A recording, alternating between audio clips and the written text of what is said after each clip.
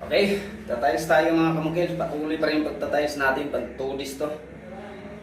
So, gamit natin mga kamukil kung bakit kayo nagtataka kasi may nag-comment kagabi. Walang tile adhesive, no? Ako po hindi na gumagamit ng tile adhesive mga kamukil. Mamaya i-explain ko sa inyo. So, ginamit ko dito, semi-wet mixture, yung ating pagkahalo. And then, pinaka ginamit ko lang, puro simento to. Tinapis ko sa tiles. So, diferensya lang kasi nitong semi-wet, mabasa siya yan tatakbo-takbo yan kapag semi-wet, no? Pero napakatibay nito pag natuyo to. So ang gagawin namin dyan, ito naka-align na kasi to, Tanggalin natin to. Pinahiran ko na to ng purong simento. Ang gagawin natin dito, lalagyan lang natin na ng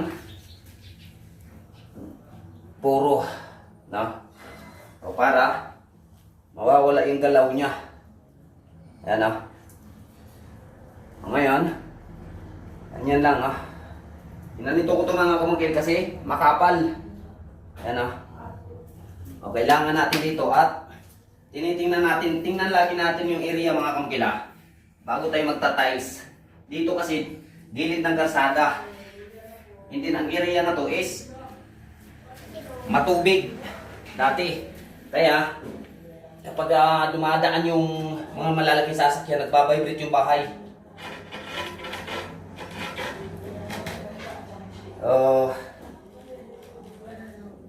Kaya ko ito ginagawa. Puro simento, tapos semi-wet mixture yung ating ginagamit na. Minsan gagamit tayo ng dye pack.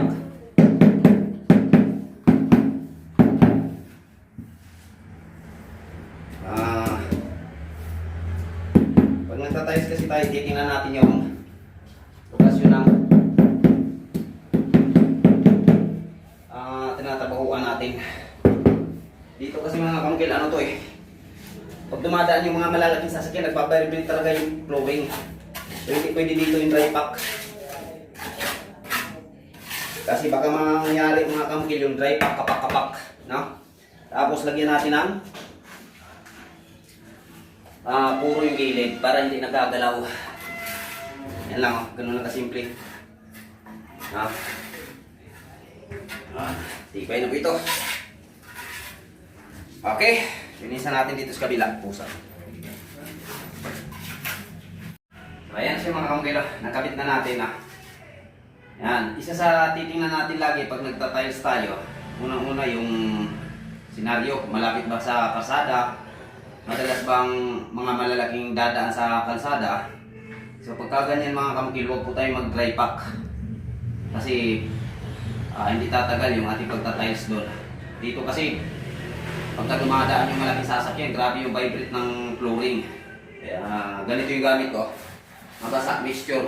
Titingnan nyo, meron tayong puro. Tapos, purong simento din yung ating ginagamit pang topping sa tiles para kapit na kapit.